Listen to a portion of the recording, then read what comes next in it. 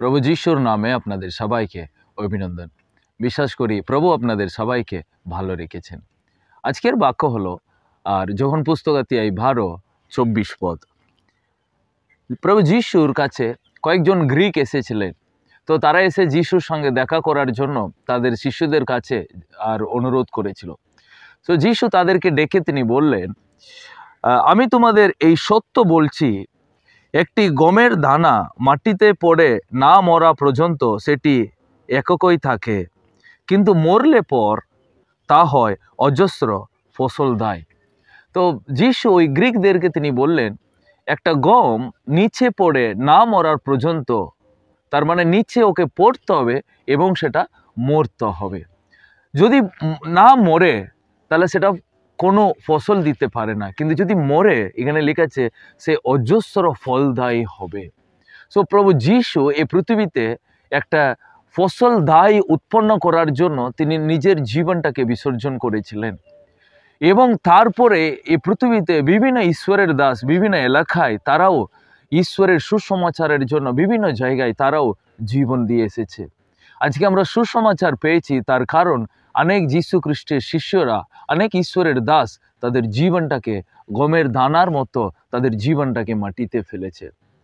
আর 1999 সালে আর জানুয়ারি 23 তারিখ আমাদের ওড়িশা স্টেটে গ্রাহাম স্টেইন এবং তার দুটো ছেলেকে আর কিছু লোক আগুনে পুড়িয়ে মেরে ফেলে দিয়েছিল। আমরা জানি ভারত দেশে ওই দিন একটা ডার্ক ডে ছিল, যে আর একটা লেপ্রোসি ডাক্তার, উনি একটা কুষ্ঠরোগীদেরকে তিনি ট্রিটমেন্ট করার জন্য তিনি এলেন, কিন্তু কিছু লোক আর হিংসায় যিশুর প্রচার করছেন বলে তাকেও তার দুটো ছেলেকে জীবন্তভাবে গাড়িতে আগুন লাগিয়ে মেরে ফেলে দেয়।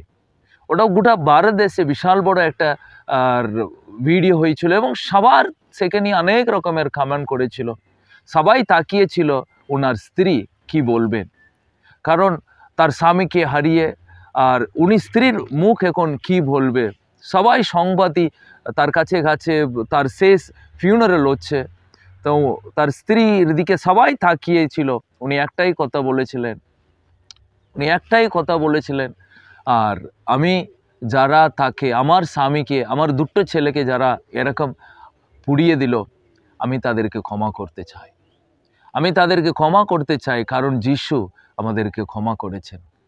তো নিজের স্বামীকে হারিয়ে, দুটো ছেলেকে হারিয়ে, আর তিনি বললেন, আমার স্বামী এবং আমার দুটো ছেলে আজকে আমার সঙ্গে নাই, কিন্তু আমি জানি তারা প্রভু যিশুর জন্য জীবন দিয়েছে। আমি যারাই কাজ করেছে তাদেরকে আমি ক্ষমা করি। সবচেয়ে বড় কথা, তার একটা মেয়ে ছিল, তার নাম এস্তার। সো সেই কিন্তু বললো, ছোট্ট মেয়ে, কিন্তু সেই বলেছিল, আমি ঈশ্বরকে ধন্যবাদ দিই, আমাদেরকে প্রভু ভারত দেশে নিয়ে এসে এইভাবে আমার বাবার, আমাদের ভাইদেরকে জীবন দিতে প্রভু সাহায্য করেছে, এবং তারা যিশুর জন্য জীবন দিয়েছে। সো আপনি জানেন, আজকে যদি আমরা আজকে বিভিন্ন রকমের প্রভুর সেবা ওখানে হচ্ছে, অনেক মিশনারিস ওখানে গেছে, অনেক প্রভুর কাজ হচ্ছে ওখানে, গলি গলি আর গ্রাম গ্রাম প্রভুর কথা লোক জানে। এককালে চিনতো না, যিশুর কথা শুনলে তারা মনে করতো এটা কি জিনিস, মিশনারি কথা শুনলে তারা জানতো না, কিন্তু আজ এই ধরনের মিশনারিদের জীবনটা তারা দিয়েছিল বলে সুসমাচার ছড়িয়ে যাচ্ছে। সুপ্রিয়, তাই আজকে আমাদের জীবনে মনে রাখি, সুসমাচার অত সহজ নয়। সুসমাচারের জন্য লোক জীবন দিয়েছে। আজকে এই সুসমাচারটাকে কত আমরা গুরুত্ব দিয়ে শুনি, গ্রহণ করি এবং আমরা কাজ করি।